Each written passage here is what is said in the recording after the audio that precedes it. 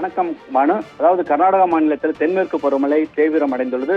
குறிப்பாக உத்தர கன்னடா, உடுப்பி, தட்சிண கன்னடா, கொடகு, ஹாசன், சிக்கமகளூரு, பெலகாவி உள்ளிட்ட மாவட்டங்களில் கனமழை பெய்து வருகிறது. இன்றைய தினம் சிகப்பு அலர்ட் எச்சரிக்கை விடப்பட்டுள்ளது. குறிப்பாக மராட்டிய மாநிலத்தில் மேற்கு தொடர்ச்சி மலையில் பெய்து வரும் கனமழை காரணமாக கோலாப்பூர், பெலகாவி உள்ளிட்ட மாவட்டங்களில் வெள்ளப்பெருக்கு ஏற்பட்டுள்ளது. பெலகாவி கர்நாடக மாநிலத்தின் பெலகாவி மாவட்டத்தில் உள்ள சிக்கோடி மற்றும் அத்தனை தாலுகாவில் உள்ள பகுதிகளில் தற்போது வெள்ளக்காடாக காட்சியளிக்கின்றன. காரணம், அங்குள்ள கிருஷ்ணா மற்றும் துத்கங்கா ஆறுகளில் வெள்ளப்பெருக்கு ஏற்பட்டுள்ளது. குறிப்பாக அந்த துத்கங்கா நதிக்கு அந்த பெலகாவி மாவட்டம் மற்றும் மராட்டிய மாநில எல்லைப் பகுதியில் பெய்து வரும் கனமழை காரணமாக இந்த ஆற்றில் வெள்ளப்பெருக்கு ஏற்பட்டுள்ளது. இதன் காரணமாக அங்குள்ள ஆற்றுப்பாலங்கள் நீரில் மூழ்கியுள்ளன.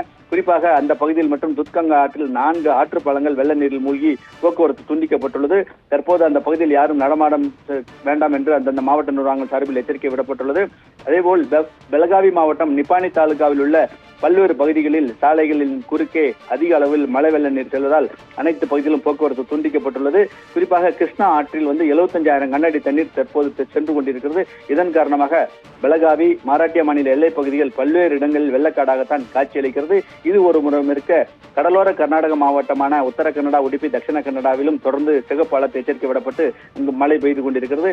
உத்தர கன்னடா மாவட்டத்தில் நேற்றைய தினம் மழை மண் சரிந்த காரணம் ஒரே குடும்பத்தைச் சேர்ந்த 5 பேர் உட்பட 10க்கும் மேற்பட்டோர் பலியாகி இருக்கலாம் என்று அஞ்சப்படுகிறது. இதுவரை 4 பேரின் சடலங்கள் மீட்கப்பட்டுள்ளன. இவை அனைத்தும் மங்களூரிலிருந்து மும்பை செல்லும் தேசிய நெடுஞ்சாலையில் உத்தர கன்னடா மாவட்டம் சிரூர் அருகே தேசிய நெடுஞ்சாலையோரத்தில் சாலையோரம் இருந்த உணவகம் மற்றும் வீடு உள்ளது. அந்த வீட்டில் குடியிருந்த அந்த ஹோட்டல் உரிமையாளர், அவரது மனைவி, அவரது குழந்தைகள் என 4 பேர் இறந்துள்ளனர்.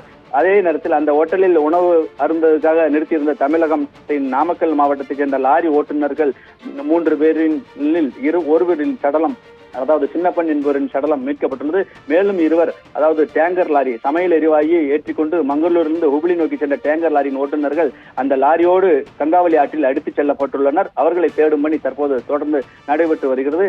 இது ஒரு புறம் இருக்க, மைசூரு அருகே கேரள மாநிலம் வயநாடு பகுதியில் பெய்து வரும் கனமழை காரணமாக கபினி அணைக்கு சுமார் 36,000 கனஅடி தண்ணீர் வந்து கொண்டிருக்கிறது. கபினி அணையின் பாதுகாப்பு கருதி தற்போது 40,000 கனஅடி தண்ணீர் அதிலிருந்து திறந்துவிடப்பட்டுள்ளதால் மைசூர் மாவட்டம் நஞ்சன்கூடு நகரமே தற்போது வெள்ளக்காடாகத்தான் காட்சியளிக்கிறது.